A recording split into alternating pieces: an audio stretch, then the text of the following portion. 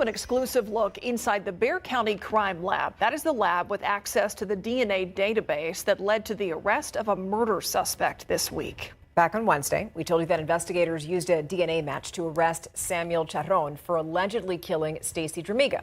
Well, yesterday, Courtney Friedman explained what that database actually was. And today, Courtney brings us into the room where data is entered into CODIS. It's the Bexar County Crime Lab that processes DNA of possible criminals. And this is the area where DNA is extracted, and this is where our samples are set up. The lab's assistant director, Aaron Reed, gave us a tour of the whole place. Copies of DNA are made, and then once that is complete, it then goes onto these instruments here. So this is where you can gather the genetic profile? Absolutely. So it's actually currently being run right now. They then enter the samples into the CODIS system, the federal DNA database that can match samples and solve crimes. It's the system that was used to just break open Stacy Dramiga's murder case in Bexar County. The samples in the system meet a criteria. Samples from the victims don't go into CODIS, right? So it's just from the purported perpetrator. CODIS, of course, is just a computer program, but it's a powerful one. And this is the one computer in the lab where it's used. Our analysts within the biology section would come in and then enter the profile in manually. Once it's uploaded locally, it also goes to the state, and the state then uploads it to the federal level. Once in the system, that piece of DNA is constantly scanned to see if it hits a match with other people being entered into the program. So in cases that do get solved because of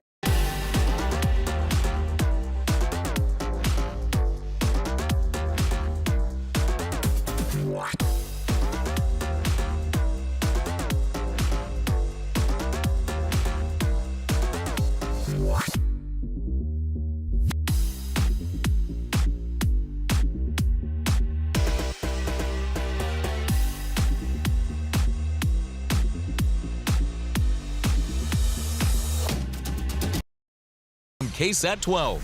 Good Morning San Antonio starts right now. This morning, the green light for Northwest Side development can move forward. I'm going to tell you what happens next and why it could have a lasting impact in everyday drinking water for San Antonio. This cannot stand, and this is not over.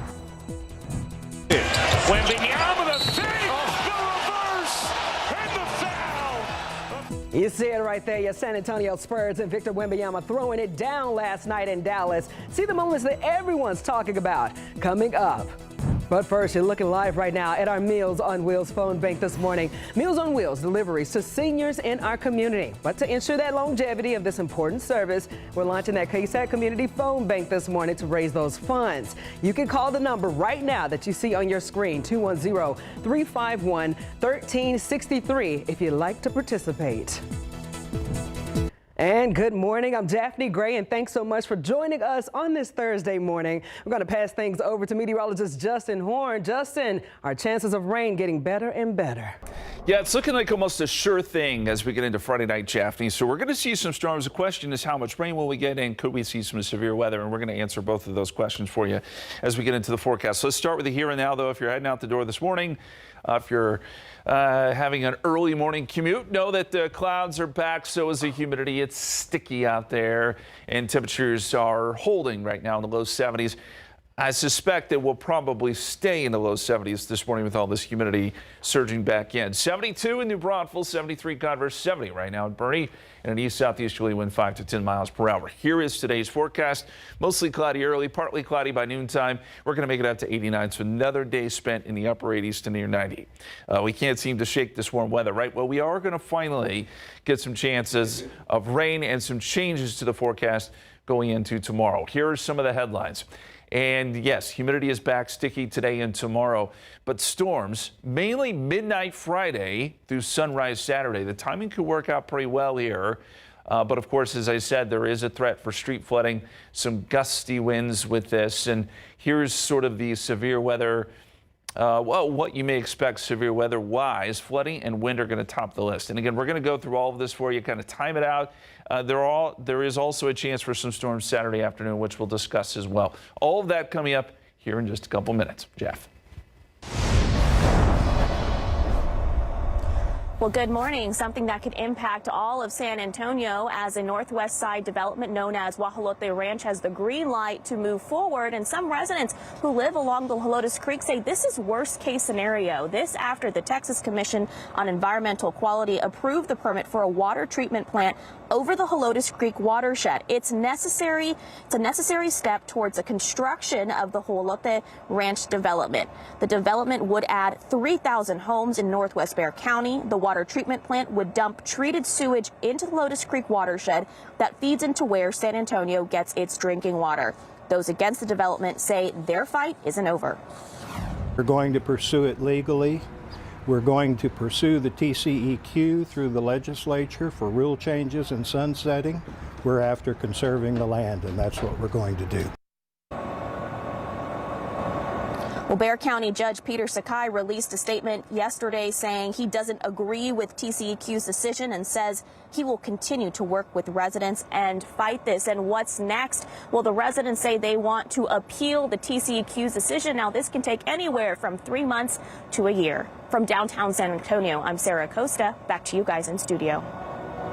All right, we're talking about a motorcycle crash on Highway 151. It left a woman hurt early this morning. Police say that a reckless driver forced her off the main lanes near Westover Hills and Hyatt Resort Drive, causing her to flip off her bike. The motorcycle landed on the hill near the access road, and she may have broken her arm. Police say that the driver who caused the crash fled the scene, and police have no description this morning. Got the latest right here. A local family says that they asked for help, but hours after a deputy left their home, gunfire erupted outside of their 16-year-old son is now at the center of the investigation. Now, in the early morning of August 25th, 3 people have been captured on video shooting at a home in South Bexar County. The family says that they fired more than 60 rounds. No one was injured. An affidavit accuses their son and 3 others were involved in planning the shooting. But the 4, only one of them is over the age of 18. We've learned his name is Benny Garcia, and he's facing a 3rd-degree felony charge of deadly conduct, discharging of a firearm. The family this morning says that they want to see more accountability. They didn't come over here to send no message. They came over here to kill my husband. Now, BCSO referred us to the juvenile detention after we asked for specifics about the other charges for those under the age of 18 in this case. Well, the mother tells us that Benny Garcia, the 18-year-old arrested, is related to one of the underage suspects in this case. She says that the other underage suspects, who is not her son, is still on the run. San Antonio police arrested a man for a murder that happened 6 years ago. This right here that you're looking at is 26-year-old Jeremiah Williams. He's facing murder charges in the death of former San Antonio boxer George Ramos. Now, a mother tells us that through tears, how happy she is for the SAPD's arrest yesterday afternoon. Ramos was killed on June 20th, 2019. He was a well-known boxer in San Antonio and a son, a brother, and a friend. He was just 18 years old when he was killed, and his mother, Jessica, says that this arrest is just the first step in her fight for justice. The only thing that would be justice for me is a life for a life, and have them take his life so his parents can hurt the way I hurt. Now, KSAT has requested a copy of the affidavit for Williams, and once we have that information on what led to his arrest, we're going to update you on air and online. All right, we want you to check out some video that we have right here for you, showing fire and smoke coming from a South Side staple. Now, that right there that you're looking at is Pika Pika Plaza. It's a popular shopping center near Southeast Military Drive. The manager told KSAT that his surveillance video caught a person starting the fire around 5 a.m. Rudy Lopez says that he's never seen an incident like this happen at his business. We want to make sure that the community just alert of their surroundings, because as the holidays come in, it does get more dangerous, overall. People get desperate, in desperate situations. And so whoever it was, whoever's here, we forgive you. Just stay away from, Pika and just. And the San Antonio Fire Department says arson is investigating this case and no arrests have been made. But Lopez asks the community who has any information to come forward. Well, here's a look at your morning headlines. President Trump is revealing new details about the massive White House ballroom project, and it's raising eyebrows. Sources tell ABC News the entire East Wing could be demolished as soon as this weekend to make room for a 90,000 square foot ballroom. That's despite earlier promises that the project would not impact the historic building. Now, critics call the timing tone deaf and coming as the government shutdown hits day 23, the federal workers are still without pay. Supporters say it's about modernizing, but preservationists warn the ballroom could dwarf the White House itself. Go Spurs, go. Wemby is back and he's wasting no time making a statement. Victor Wembanyama dropped 40 points and 15 boards in Dallas, leading the Spurs to a 125-92 blowout over the Mavericks. The big man put on a show, monster dunks, 3 blocks, and had Anthony Davis in foul trouble by halftime.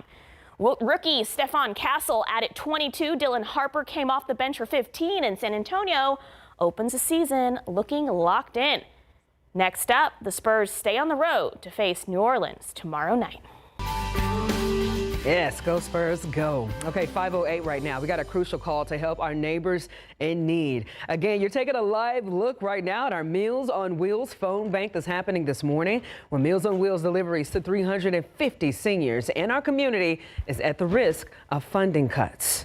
Community generosity has kept services running through the end of the year. To ensure longevity, this important service we're launching at KSAT Community Phone Bank. To raise funds, you can call that number. It's on your screen there, 210-351-1363. And the goal, of course, is to help keep those meals coming to those who need them the most. Join us again today. KSAT Community Phone Bank running until 7 p.m. So you got time. Make your calls heard. Calls can help Meals on Wheels keep the food on the table for our seniors. Together, we can make sure no one goes hungry. We also have that QR code you see on your screen right now. Go ahead and take out your phone and scan it. We have more details on ksatcommunity.com.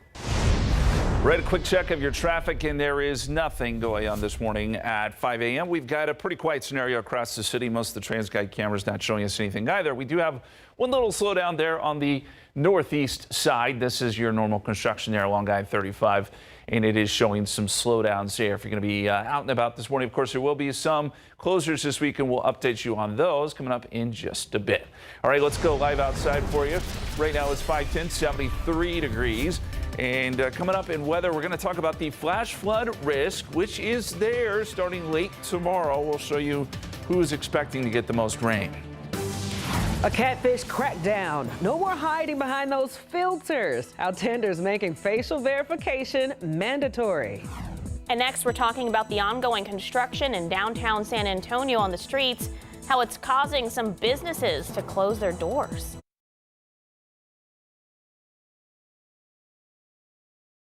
About the ongoing construction on downtown streets near La Villita and Hemisphere. Yeah, as our reporter John Paul Barajas explains, it's a slowdown in traffic that has nearby businesses closing their doors. If you look at where our building is, you actually can't even see our building because there's a fence in front of it. The South Alamo construction project from East Market to Cesar Chavez has been hit with delay after delay. The city broke ground in 2022. And crews are supposed to be done by December of 24, but now hope to be finished by the spring of 26. I always thought it would be nice to have another location somewhere else. Project is something Kunstler Brewing owner Vera Deckard has lost faith in. This street is going to be finished at this time, and then, 2 weeks later, we get an extension and an extension.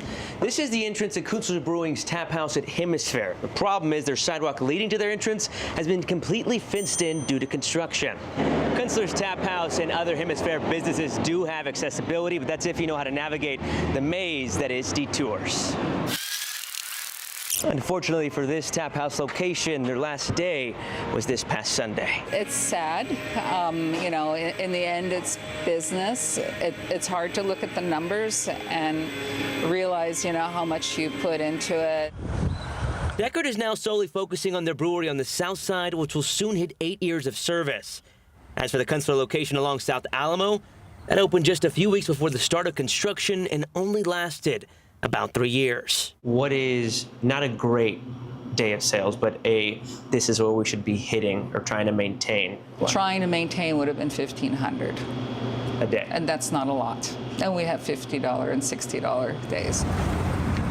And the Tap House and Hemisphere establishments aren't the only ones struggling to bring in customers. Do y'all know how to get to La Villita, or the other side? Oh, La Villita. It's just across the street. Do you know how to get to the other side? I don't know how to get to the other side. We're trying to figure it out, but we have been there before, and it's really nice. John Paul reporting. Thank you, JP. Well, are you ready? Muertos Fest coming up this weekend, and if you can't go downtown this weekend and you want to see it from your home, we will air a special rebroadcast of the event next Wednesday, October 29th at 8 p.m. Ernie Zuniga, myself, and SA Live's Jen Tobias Tresky will be hosting it. Yeah, and that's not the only thing that's happening downtown this weekend. Check it out. Paul McCartney will also be playing at the Alamo Dome, so the city leaders want to make sure that people can get around safely and quickly. The heaviest traffic expected on Saturday night, so plan ahead. That's going to happen near the Alamo Dome and along I-37. And there are other options besides driving yourself. There's via free park and ride services and, of course, using a rideshare company. We have those several resources to help you finalize your weekend plans at KSAT.com. How are we looking on the roads right now, Justin? Well, we're looking okay. And by the way, you know, parking is going to be a premium downtown this weekend. So yes, that is great information. And also know that parts of 1604 near the I-10 interchange will be closed as well. So it'll be another busy weekend traffic-wise, but not so much right now. 410 Callahan looks good there. Traffic is flowing very smoothly in most spots here across San Antonio, at least at this early hour, look good. This is the map. Everything is green. The only issues we have, and these are your typical construction issues there on the northeast side along I-35 near Randolph Boulevard there. There are going to be some slowdowns, but if you travel I-35, you're used to this by now. This is your typical stuff. So the commute's looking good at this hour. All right. Switching gears a little bit here, I want to show you some video from yesterday. The San Antonio Philharmonic was nice enough to let me host one of their events along with the conductor there, Felipe Tristan. They're doing a concert for students here across Bexar County. It's called Weather Ahead. This is why they asked me to be involved, because they're playing music that revolves around weather, which is so cool. And it's a great program that they're doing for students across Bexar County. So I just wanted to show a little bit of video there. Man, we had lots of fun, and these folks are so talented. So thank you to the San Antonio Philharmonic for letting me come out there today. We'll be out there again this morning, too. So I hope to see a lot of students coming to enjoy some of the music. All right, let's take a look at what's going on outside right now. We've got some cloud cover. Humidity has surged back in. 73 degrees at the airport, 72 in New Braunfels, 73 Converse, 70 in Purdy. It's a warm morning, and it's going to be a warm afternoon. I know we're sick of this, right? Well, the changes arrive tomorrow, okay? And you're going to love the extended forecast because things do truly get better. We may see some fog this morning, although I haven't seen much of that yet. Noontime 82. And then look for maybe a shower this afternoon. But rain chances today are 10%. We're still going to make our way up to around 90 or so. Let me show you the futurecast, and this is going to be an important tool over the next couple of days. And I'll walk you through here kind of hour by hour of what we're expecting. So let's fast forward to tomorrow at 4 o'clock. Couple of showers out there. Can't rule that out. So if you have Friday dinner plans, maybe you're going to Friday Night Football, I think you're going to be just fine. But just know there is a shower or two possible.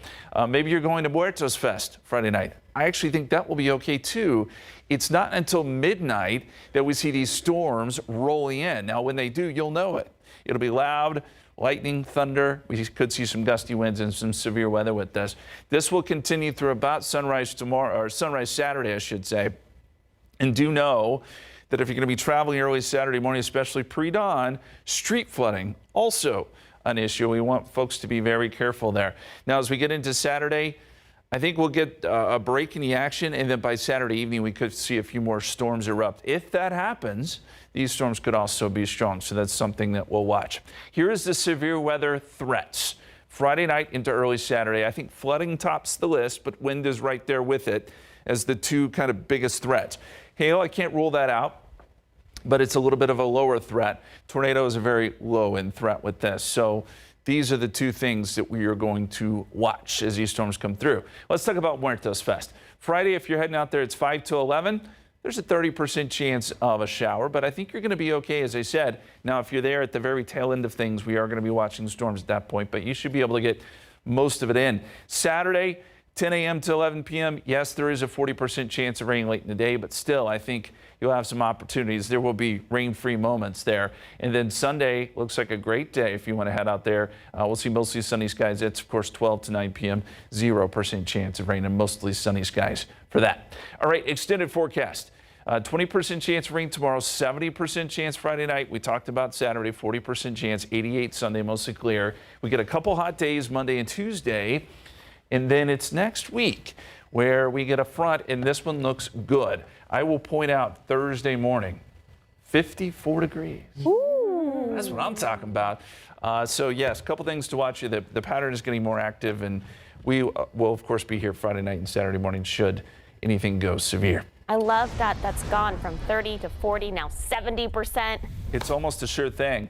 And hey, speaking, because I was learning so much about the orchestra yesterday with Philharmonic, I want to know this question. Which section of the orchestra typically sits closest to the conductor? Ooh. Is it the strings, woodwind, brass, or percussion? I had to really look this up because I am not a music expert. I played first trumpet in Oh, marching Were you? band. You were a first chair? Look at you, Jeff. Jeff's going to know this answer. I Vote. don't. I don't want to mess it up, Okay, but I all feel right. like I can do good process of elimination. I'm completely clueless. Viewers, help us out. Phone a friend. Thank you, Justin. Yep. All right, it's 522, 73 degrees. Okay, is it love or a login? Okay, so if you're looking for love, you might need to show your face first. Tinder's new rule that could change how you swipe. In today's Tech Bites, Tinder is requiring facial verification for all new users. It's aimed at rooting out bots and fake accounts on the dating app. Members will have to submit a short video selfie, and they'll be verified with a 3D scan through a feature called Face Check. Electric car maker Rivian has launched a line of electric bikes. The bikes have a pedal-assisted top speed of 28 miles per hour, and they can adapt to different uses such as commuting or trail riding. Prices start at $4,000. Finally, Google's Gemini is coming to GM vehicles starting next year. GM says the AI assistant will alert drivers about maintenance concerns, plan routes, and even turn on the heat and air conditioning. Gemini replaces the Google built-in operating system that's in many GM cars right now. Those are your Tech Bites. Have a great day. All right, we're looking at 526 right now, 73 degrees outside. A young man who grew up in a violent home shares his powerful story and the signs he wishes he'd seen earlier. Hear his message of hope for others facing the same struggle. Well, you're looking live at our Meals on Wheels phone bank this morning. Meals on Wheels delivers to seniors in our community.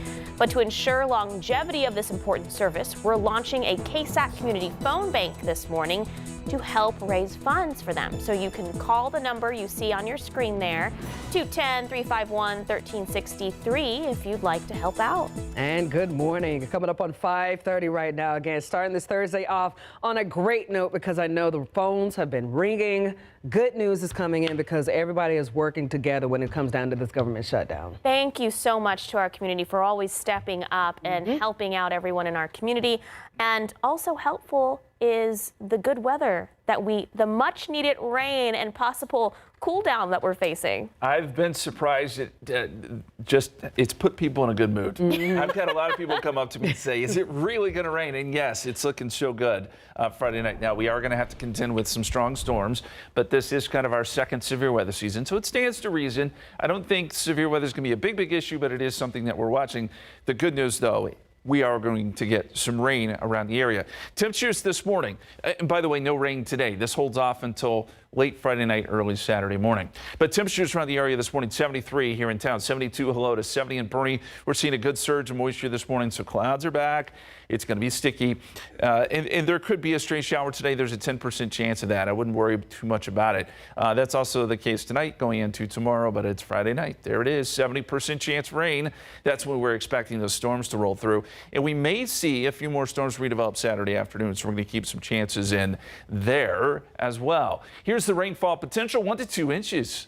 Boy, that would go a long way to helping us with our current, I would call it a flash drought. I mean, we've had about 2 months now where we have not seen rain, so this would help a lot. Bigger totals up across Austin and to our north and east, and then slightly lower numbers down to our south and west, but everybody should get in on at least a little bit of rain with this. So we're going to talk more about the timing and show you the future radar here in just a few minutes.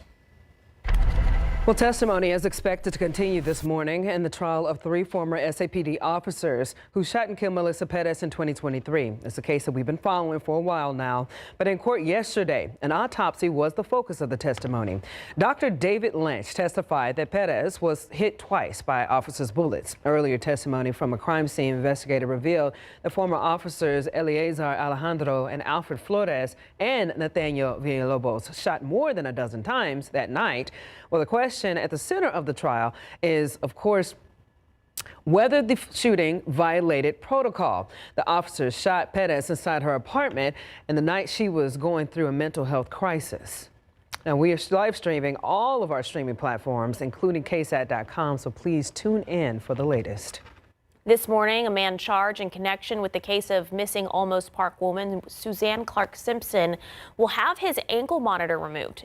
But James Cotter, the longtime business partner of Brad Simpson, will have to follow some rules to keep it off. Cotter is facing charges of tampering with evidence with the intent to impair an investigation and possession of prohibited weapons. After obtaining the state's approval, Judge Joel Perez granted the removal request put forward by Cotter's attorney. However, per the terms, Cotter can't obtain a passport or have any contact with Simpson. No decision has been made yet on what will happen in Cotter's case. Moving forward, as for Brad Simpson, his tentative trial date is set for February 13th. You're scared and you're a child, and then also you have to worry about whether people are going to believe you or not. Now, October is Domestic Violence Awareness Month, and this morning we're hearing from a powerful and very personal perspective, a young man who grew up surrounded by domestic violence and is now brave enough to share what that experience was really like. Now, Kane Bell says for about 10 years, he watched how domestic violence took a toll on his mother, his siblings, and on himself. He told us that he kept most of the trauma bottled up, felt completely voiceless at times. But looking back now, Kane says that the signs were there, clear signs that he was not okay with. Now, he's hoping that by sharing his story, other children living in violent homes might see that they're not alone and that help is out there.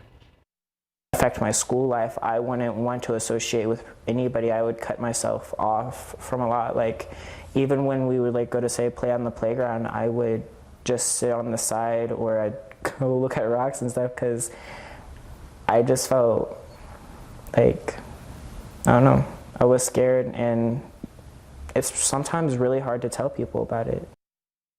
His mother eventually found help at the Kendall County Women's Shelter, and he was able to get some counseling and is still working through some of the post-traumatic stress.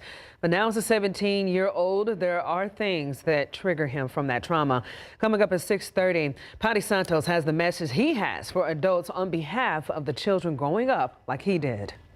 Well, this morning, the Archdiocese of San Antonio has put out a warning about donating to groups under their umbrella through GoFundMe. The Archdiocese released a statement saying many pages supporting to benefit its local parishes, schools, and ministries have been set up without the approval of the Archdiocese. Instead, it's telling people that if they'd like to donate to a parish or organization affiliated with the Archdiocese, they should do it through the, quote, official and secure online platforms found on the Archdiocesan website at archsa.org. We've emailed GoFundMe and the Archdiocese for clarification on this. We expect to learn later today. And there will be no break from politics even after Election Day. November the 8th, which is the Saturday after Election Day, is the day that people who want to run for office for next year's midterm elections can start filing. One person who was thought to be running for Bexar County District Attorney has decided not to, and that is District Court Judge Ron Runhell. Now, he sat down with KSAT 12 this morning and it said that this is not the right time for himself and his family. He was recently reelected to his 5th term as 379th District Court Judge and says that he wants to serve his term, which goes through December 31st, 2028. I think it's important for me to continue doing what I'm doing in this position. My term will end in 3+ years, and when that term ends, obviously then I'll have an opportunity. As long as it's the right time for my family, it would be an opportunity for me to explore another type of office. And back in June, the current DA, Joe Gonzalez, announced that he would not be seeking re-election.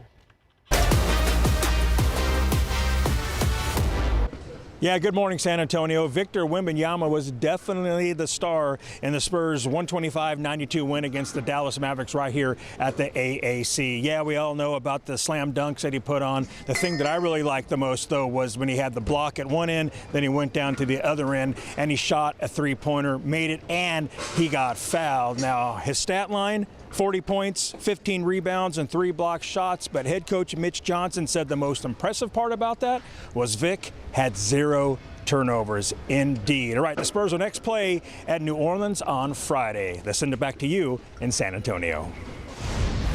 All right, Larry, thank you so much. What a game. What a game. The Spurs look really good. I mean, this could be a great season. All right, out across the city of San Antonio with our traffic maps, there is not anything to worry about at this moment.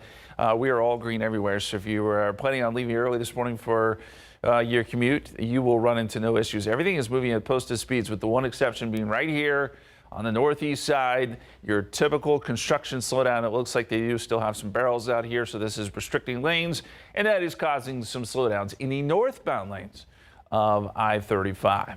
And we'll continue to keep tabs on that. Otherwise, your commute times are all in the green. This is what you would expect if you're traveling inbound into downtown San Antonio. Just know that there will be plenty of events downtown this weekend and some closures along 1604. All right, let's go outside for you. And we've got mostly cloudy skies here in San Antonio right now, some humid conditions. We're watching a developing system here. Melissa in the Caribbean. This could become a major hurricane in the next couple of days. We'll show you how that could impact Jamaica coming up. Well, if you're looking for some Taco Cabana breakfast tacos, why you may have to drive a little further to find one in San Antonio this morning.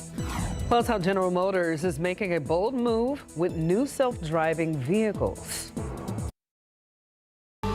Right now, you're about to take a live look into our Meals on Wheels phone bank this morning. Because of recent budget cuts, Meals on Wheels at risk of having to reduce that number of people that it can serve in our community. But you can help calling right now, 210-351-1363. Welcome back, 544. General Motors making a bold move, and they're talking about some self-driving vehicles. The automaker says in 2028, the Cadillac Escalade IQ will have what is called the eyes-off driving. GM is billing the feature as full-fledged self-driving, where the driver doesn't have to watch the road at all. Doesn't sound risky. Says those turquoise lights that you see indicates that the mode is active, and that will give other motorists a heads up that the vehicle is driving itself. GM is hoping the new technique helps offset massive losses to its electric vehicle development, and the company is taking a $1.6 billion hit to its EV business this year after the federal government terminated tax credits for those vehicles. I don't understand why nobody wants to drive anymore. Like, drive, you're in control. No. If someone could drive me, I would be driven everywhere. Well, a person. Yeah, we'll get there eventually. All right, if you're planning to drive to get some breakfast tacos from Taco Cabana this morning, you might want to make sure the location you plan to go to is still open. San Antonio-based restaurant chain has closed down several locations. The chain is no longer operating at least 7 stores, most of which were located on the city's north side. A company spokesperson said the closures were a strategic decision that supports the company's plans for the future, which includes expansion. We have a list of the closed locations on KSAT.com. And happening today, Seguin is getting a brand new Chick-fil-A today. Oh, that's a big day for Seguin. Way to go, guys. This opens at 6:30 this morning, serving the Seguin community. And for opening day fun, anyone dressed in cow spots or wearing a cow-themed accessory can get a free entree or kids meal, whether inside the restaurant or in the drive-thru. Gotta love Chick-fil-A. Love Chick-fil-A. Always doing it big. Okay, happening today, we got Woodlawn Academy also hosting its annual trunk or treat from 4:30 to 6 p.m. So if you got a cow costume, you can leave Chick-fil-A and go trick-or-treating. Be that easy. Kids can enjoy snacks, face paintings, games, or trick-or-treating from decorated car trunks. And of course, do not forget to wear your costume. It's getting started, man. A lot of kids, laughter in the neighborhood, people dressed up, walking and ringing your doorbell. Get you in the spirit. Cute. Going back to that self-driving car, I was just thinking to myself, imagine, my grandparents have since passed, but imagine telling my grandparents, hey, there's going to be these cars someday that drive themselves. I mean, no. Absolutely not. I can't trust it. I don't care how efficient it gets. I will be freaked out seeing a steering wheel by itself while I'm sitting in the passenger seat. I think I can get behind that. I'd love to see that's what I'm driven around. Well, you test it out. I pray for the best. Passenger princess here. No shame. I've not seen any self-driving cars here in San Antonio. I've seen some in Austin, but I haven't seen any here. We'll see how this unfolds. Let's go out to the roads. Everything is going smoothly here. Everyone is in control of their car, it appears. On most of our main freeways here, we are seeing traffic starting to pick up, as you would expect, around the 6 o'clock hour. That's when you start to see these volumes really increase. This is 35 at Walters, 35 at San Marcos. All is well there. We'll go to the maps. And basically, it is what we have been reporting most of the morning. Pretty quiet conditions. Green all over San Antonio, except for there on the northeast side where we do have that one slowdown due to construction. I do believe we have Alex Gomez now out on the roads. Let's check in with Alex. What are you seeing, sir? Yeah, good morning, Justin. So I did find something odd downtown. If you're by the Pearl, just know that the 35 South exit is closed from 37 northbound. It was a bit weird. No crews out there on construction, but the barrels were out and they were blocking that exit. So what I had to do, I had to go to St. Mary's, make that turnaround, and then take the exit from 281 South because that exit remains open. But again, if you're on northbound 37 North, the exit to 35 South by the Pearl is closed this morning. No telling when they're going to reopen, Justin. That's interesting, Alex, because that is a exit that already gets pretty backed up just on a typical morning. So we'll have to see how that plays out. Alex, thank you so much for passing that along. We'll check in with Alex a little bit later. Okay, we got to talk tropics real quick. Melissa, which we know formed yesterday, still a tropical storm. Winds are at 50 miles per hour, but this thing is forecast to intensify. Now, it's going to be a slow mover for now. The only thing that's going to pick this up and finally move it along is going to be that storm system that comes through our neck of the woods as we get into the weekend. So for the time being, this thing's going to kind of drift a little bit off to the north, and it is moving very slowly right now. Here is the concern. As we look at the forecast, this is expected to become a major hurricane. Now, there's still a pretty wide area where this may move, but folks in Jamaica, I would imagine, are starting to take some serious precautions as now it's forecast to become a Category 4 storm. And as I said, once we head past the weekend, this does get picked up and pulled off to the north and east. So this could affect Cuba, Haiti, Dominican Republic, those areas. But if you have any interest in the Caribbean, please be aware that Melissa could be a pretty big storm. No impacts for us when it comes to the tropical weather down there. 73 right now, 72 in New Braunfels, 72 Converse, 70 in Bernie. We've got light east-southeasterly winds. I'm watching for a little bit of fog this morning. So far, so good. This has been minimal if we've seen any at all. If that changes, we will definitely let you know. Skies will be partly cloudy at noontime, 82, 87 at 2 o'clock, 89 is the high. And yes, there is a very, very small chance for shower today, but I wouldn't bank on it. Our better chance of rain is going to show up tomorrow. So this is 5 o'clock today. Yes, it does show a couple showers, especially east of San Antonio. Then tomorrow, clouds to start, partly cloudy in the afternoon. This is 4 o'clock, spotty showers. So as I said earlier, Friday Night Football, your Friday evening dinner plans should be okay because the storms are going to hold off until midnight. So this is 8 p.m. You can see things are still quiet. But by midnight, this big complex of showers and storms will start to move through. Midnight Saturday, I should point out. And it's at this point where we could get some severe weather gusty winds, some pretty heavy rain, and this may continue into Saturday morning. My concerns would be Saturday pre-dawn. Folks are out and about. You get some of those low water crossings. We got to be super careful. And I do want to put folks' mind at ease there in Kerrville and Hunt. I know you're thinking, whoa, are we going to get flooding again? And look, I think this will be pretty progressive in the sense that it'll move.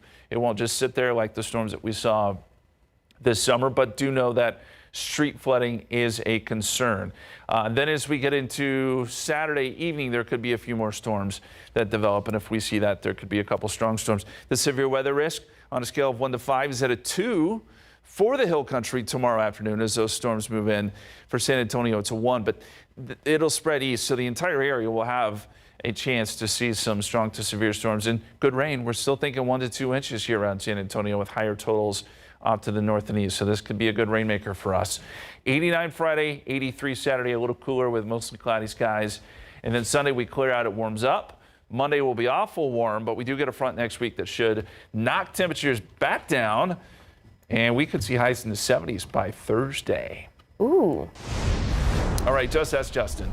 Because I was with the orchestra and the Philharmonic yesterday, I was wondering about this question. So which section of the orchestra typically sits closest to the conductor? Is it the strings, the woodwind, brass, or percussion? Strings taking the early lead. You go to ksat.com/polls, scan the QR code. My musicians out there are going to know this answer, I'm guessing. See, I am feeling better and better about my answer. Okay, I know good. this one for the first time. I don't know, so I'm phoning the viewer. So please let us know. 5:52 right now, 73 degrees outside. As you can see at the top, it's all bent, scratched. Mail theft is on the rise across San Antonio. It's costing some people more than just their letters. Coming up at 6:12 a.m., what's being done to deliver some peace of mind.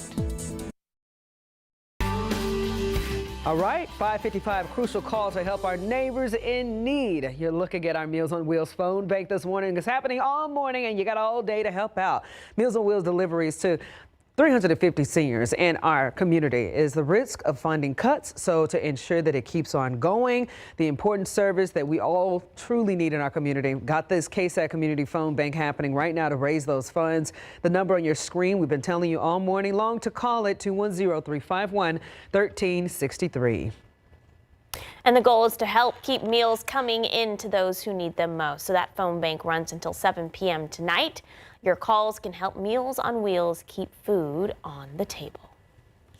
All right, we're looking at 5:56 right now, 73 degrees outside. A Bexar County judge is about to decide if a woman involved in a hit and run that almost killed a man will have to go to Georgia as part of her probation. So we've been following this case since 2017, and we'll break down the latest hearing and what it means for justice. And we got a family survived a shooting hours after calling for help, and now their 16-year-old son is facing some serious charges. Still ahead, you're going to hear their story and what's next in the investigation. Taking a look outside with Drive Cam, Alex Gomez on the roads for us this morning, checking out any of those big backups or incidents. We'll hear from him in just a bit.